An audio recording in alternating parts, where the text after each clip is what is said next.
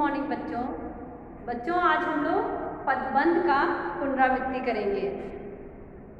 आपको मैंने पदबंध पढ़ाया, पदबंध क्लास में भी समझाया गया था आप लोगों को कि पदबंध की कैसे पहचान होती है, क्रिया पदबंध हम कैसे पहचानेंगे, सर्वनाम पदबंध कैसे पहचानेंगे, विशेषण पदबंध कैसे पहचानेंगे। तो पहले तो हम ये जानेंगे कि पदबंध किसे कहते हैं। पदबंध अर्थात पदबंध एक कोई पद नहीं होता, पदों का समूह, दो या दो से अधिक पद मिलकर जब किसी एक पद का कार्य करते हैं तो उसे उस पदबंध का नाम देते हैं। पदबंध के भेदों में हम लोग संज्ञा, सर्वनाम, क्रिया, क्रिया विशेषण पदबंध पढ़े थे। तो बच्चों आज हम लोग पदबंध में सिंपल सेंटेंस लेके, वाक्य लेकर पदबंध देखेंगे कि कौन से पदबंध इस वाक्य में है। प्रस्तुत वाक्य में दिए गए पदबंध को देखेंगे। तो पहला है, देखिए बच्चों, पदबंध के भेद में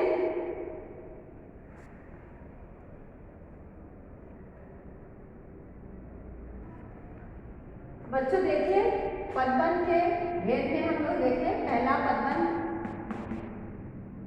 कि कितने भेद में बताए थे, 1।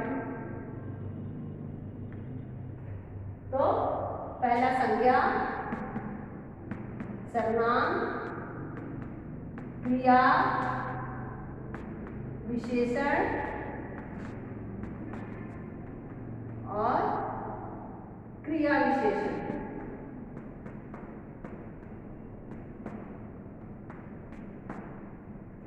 ये 1, 2, 3, 4, 5 5 भेद पढ़े। तो पहला है संज्ञा पदबंध। संज्ञा पदबंध हम लोग देखेंगे, संज्ञा पदबंध किसे कहते हैं।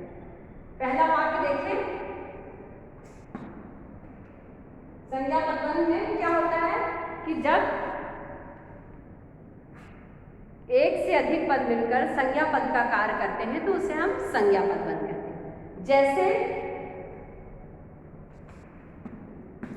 लकड़ी की बनी गोल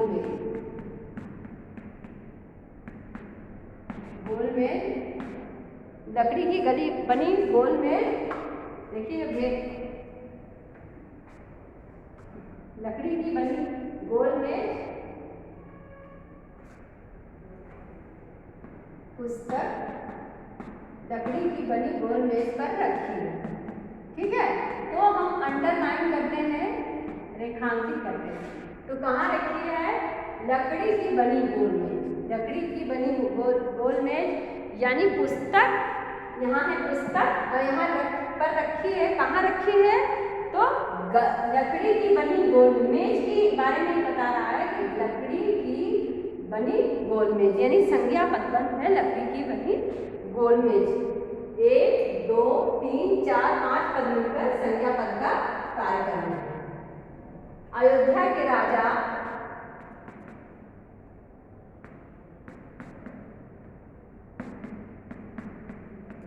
दशरथ के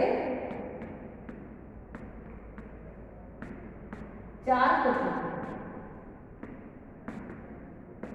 किसके थे, अयोध्या के राजा दशरथ। किसके 4 पुत्र थे, तो अयोध्या के राजा दशरथ है। अंडरलाइन है, रेखांकित शब्द है, तो ये संज्ञा पदबंध है। अब इसी तरह हम देखेंगे दूसरा, कौन सा पदबंध हो गया, सर्वनाम पदबंध। दूसरा पदबंध के में सर्वनाम, जब एक या एक से अधिक पद मिलकर के सर्वनाम पदबंध का कार्य करें तो उसे हम सर्वनाम पदबंध कहते हैं। जैसे हमेशा पास होने वाले तुम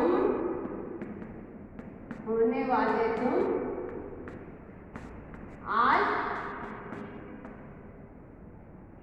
फेल हो गए। तो हमेशा पास होने वाले तुम आज फेल हो गए, तो हमेशा पास होने वाले तुम, यानी यहाँ पर देखिए पदबंध में एक और ध्यान देने योग्य बात है, शीर्ष पद को पहचाना होता है। जो शीर्ष पद होता है वही पदबंध का भेद होता है। तो यहाँ शीर्ष पद तुम है, तुम यानी सर्वनाम, तो यहाँ ये सर्वनाम पदबंध हो गया। या दूसरा एक उदाहरण मैं आपको दे रही हूँ, मंदिर में खड़ा मैं तुम्हारा इंतजार करता है। मंदिर में खड़ा मैं, मंदिर में खड़ा मैं तुम्हारा इंतजार करता है।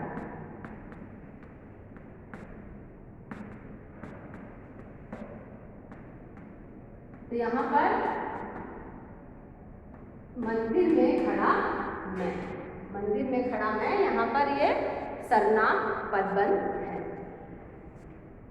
बच्चों मैं आप लोगों को समझा दिया है पदबंध किसे कहते हैं। आज मैं एक बार फिर से सभी पदबंधों के दो दो उदाहरण लेकर के आपको पुनः समझा रही हूँ। आप इसको ध्यान से देखें जिनको नहीं समझ में आया है, और पदबंध के जो उदाहरण मैं दी हूँ उसका अभ्यास करें। दूसरा है पदबंध सर्वनाम। अब पदबंध का तीसरा पदबंध का मेल है विशेषण। विशेषण पदबंध क्या होता है? जो विशेषता बताए। विशेषण किसे कहते हैं? मैंने आपको बोला था ना कि पदबंध जानने से पहले संज्ञा, सर्वनाम, विशेषण, क्रिया, क्रिया विशेषण सबकी परिभाषा जानना आपको जरूरी है, तभी आप पदबंध की पहचान कर सकेंगे। तो विशेषण पदबंध क्या होता है कि जब दो या दो से अधिक पद मिलकर विशेषण पद का कार्य करते हैं तो उसे हम विशेषण पदबंध कहते हैं। विशेषण क्या होता है? संज्ञा और सर्वनाम की वाक्य में जो विशेषता बताते हैं उसे हम विशेषण पदबंध कहते हैं। देखिए जैसे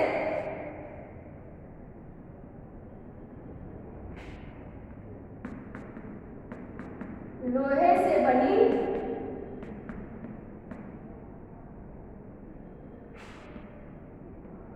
यह मेज बहुत मजबूत है।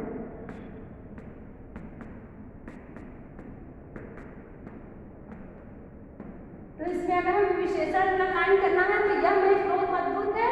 कौन सी मेज? जो उसकी विशेषता क्या है कि लोहे से बनी है, तो यह लोहे से बनी को हम अंडरलाइन कर देंगे विशेषण पद में। दूसरा है देखिए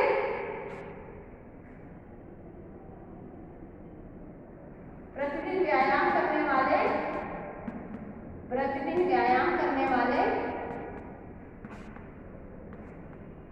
वाले बीमार नहीं पड़ते। कौन बीमार नहीं पड़ता? बीमार नहीं पड़ते। तो हमको विशेषण पदबंध अलग करना है। तो कैसे लोग बीमार नहीं पड़ते?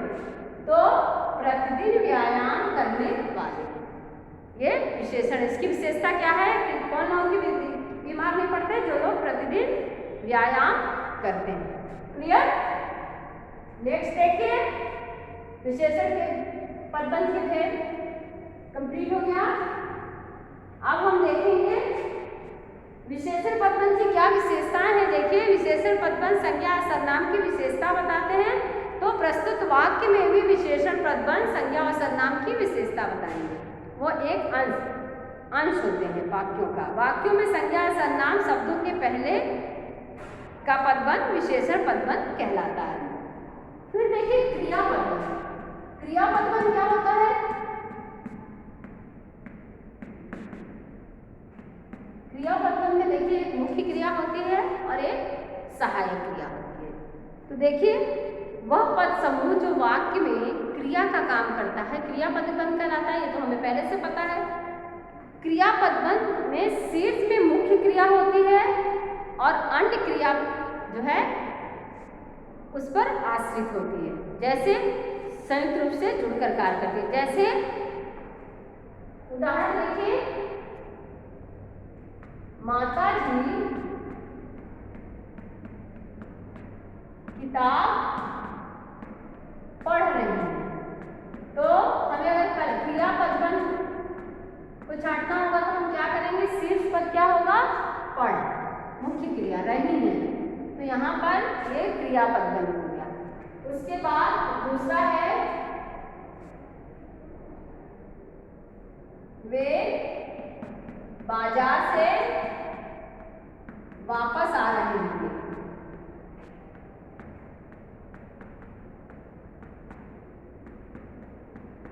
वे बाजार से वापस आ रहे होंगे, तो क्या होगा?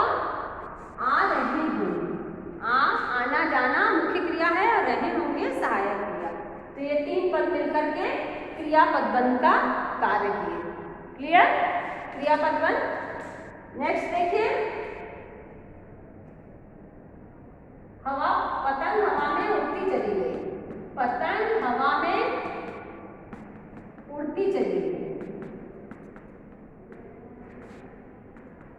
तो उड़ना भी क्या होता है, क्रिया ही होता है। उड़ती चली गई, उड़ती उड़ना मुख्य क्रिया है और चली गई सहायक क्रिया। तो यहाँ पर हवा में उड़ती चली गई, पतंग हवा में क्या है, उड़ती चली गई। तो यहाँ पर ये जो है क्रियापद बन गया। नेक्स्ट देखिए,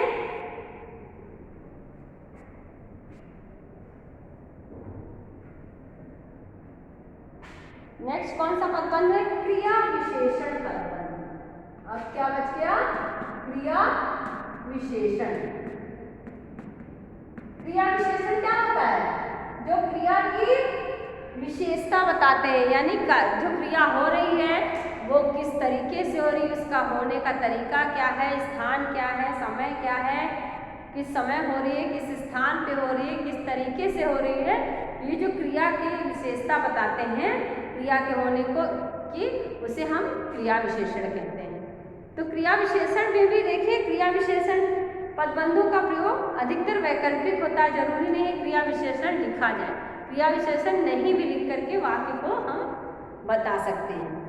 जैसे मैं एक उदाहरण दे रही हूँ क्रिया विशेषण में का, क्रिया विशेषण पदबंध के उदाहरण। क्रिया विशेषण पदबंध देखिए, मोहन धीरे धीरे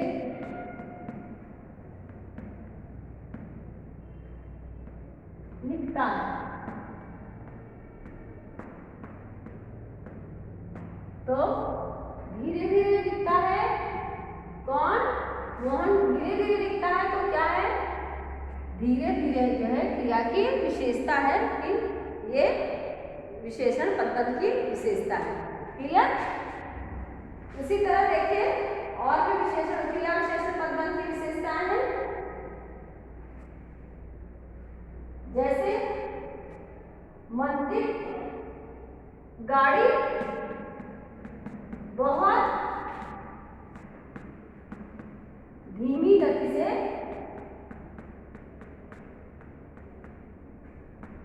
जा रही है।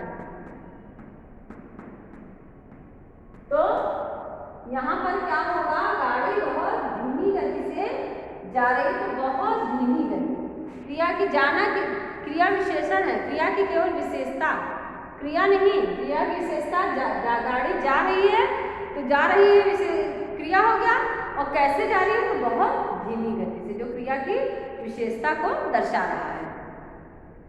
फिर नेक्स्ट है मधु तेज दौड़ते दौड़ते थक गई।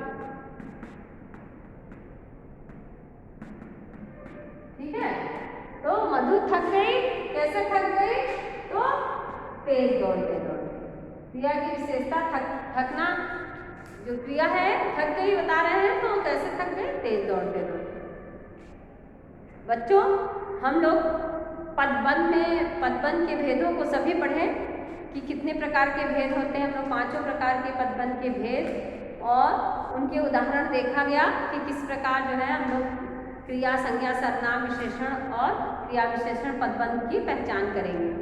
बच्चों पदबंध के लिए कुछ मुख्य बातों का होना जरूरी है, जैसे कि पदबंध शब्दों का जो है रूप जो है स्वतंत्र होता है, परंतु पद जो है स्वतंत्र नहीं। पद जो है वाक्यों में प्रयोग किए जाते हैं।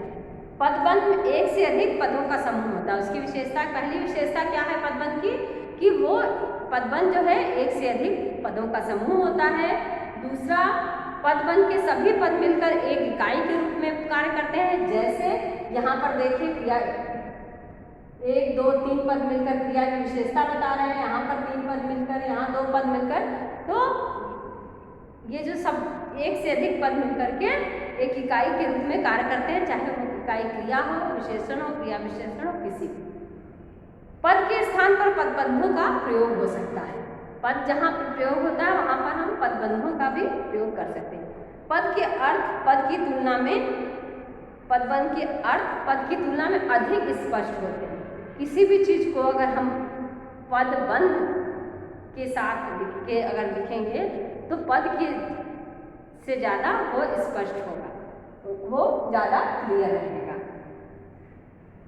प्रत्येक पदबंध में एक शीर्ष पद होता है या अंतिम पद, ठीक है, उस पर अन्य पद आश्रित होते हैं और शीर्ष पद से ही पदबंध की पहचान होती है। पदबंध में शीर्ष पद एक से अधिक और आश्रित पद एक होते हैं। जैसे देखिए,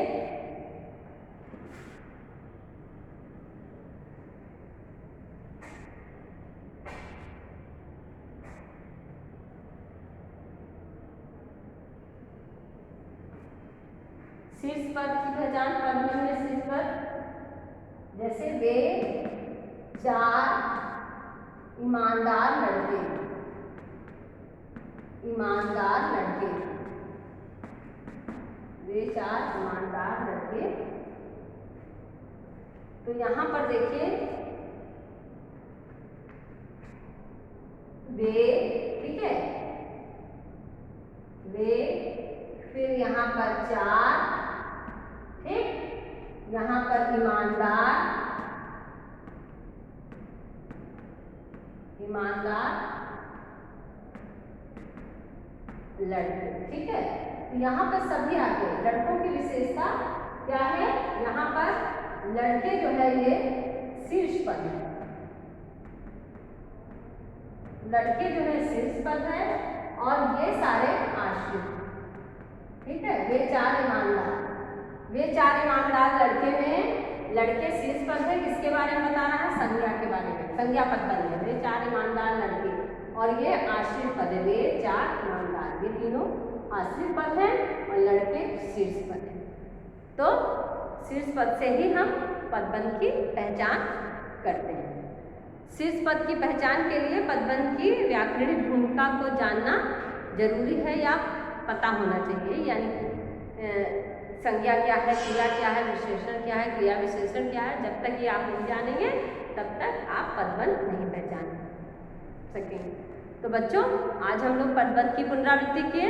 आप लोग घर पर अच्छे से अभ्यास करेंगे, पदबंध वाक्य लेकर के उसका पदबंध अलग करके देखेंगे, संज्ञा, सर्वनाम, विशेषण, पदबंध की पहचान किस तरह होती है। आप अपने घर पर अभ्यास करेंगे। बच्चों, आज की क्लास हम यही समाप्त करते हैं। धन्यवाद।